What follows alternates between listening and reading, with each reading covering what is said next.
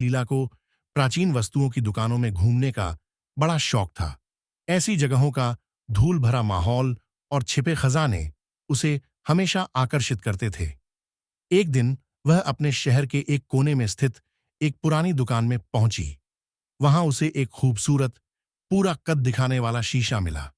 उसका सुनहरा frame bell बूटों और अजीब चेहरे जैसी आकृतियों से सजा हुआ था, जिनकी अभिव्यक्ति किसी भयावह चीख में जमी हुई लगती थी। दुकानदार, जो एक झुके हुए पीठ वाला बुजुर्ग आदमी था, उस शीशे को बेचने के लिए कुछ ज्यादा ही उत्सुक लगा। उसने कांपती आवाज में चेतावनी दी, सावधान रहना, कुछ चीजें सिर्फ आपकी परछाई नहीं दिखाती। लीला उसकी बातों पर हंसी और शीशा खरीद लाई। उसने इसे अपने बेडरूम में रखा, जहां इसने कमरे को एक शाही एहसास दे दिया। लेकिन उसी रात, जब बारिश खिड़कियों पर थपथपा रही थी और तेज हवा चल रही थी, लीला अचानक जाग गई। उसकी नजर शीशे पर पड़ी और उसका दिल जोर से धड़क उठा। शीशे में जो दिखाई दे रहा था वह गलत था।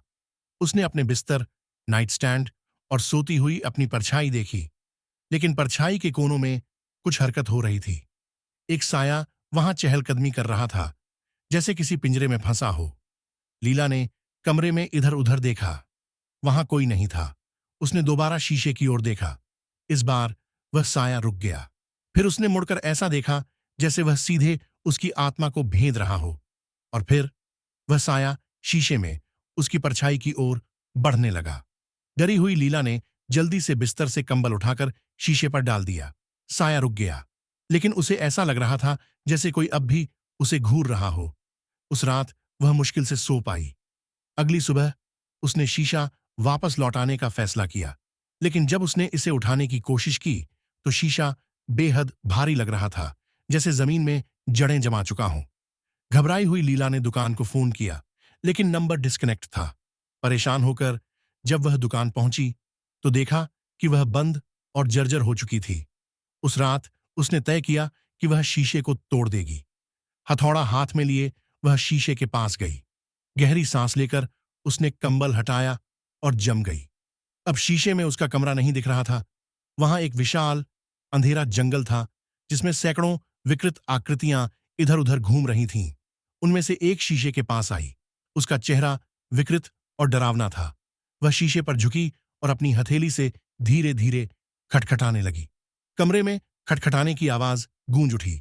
लीला ने डर के मारे जोर से चीखते हुए हथौड़ा चलाया। शीशा चकनाचूर हो गया। कांच के टुकड़े चारों ओर बिखर गए, लेकिन खटखटाने की आवाज बंद नहीं हुई। एक एक करके हर कांच का टुकड़ा हिलने लगा। हर टुकड़े में जंगल के अलग अलग हिस्से दिखने लगे। वे विकृत आकृतियां शीशे से बाहर निकलने की कोशिश कर रही थीं। सबसे बड़े टुकड़े में लीला का चेहरा दिखाई दिया, लेकिन वह चेहरा अब उसका नहीं था। उसका अक्स मुस्कुरा रहा था। उसने अपनी उंगली होंठों पर रखी और धीरे से फुसफुसाया,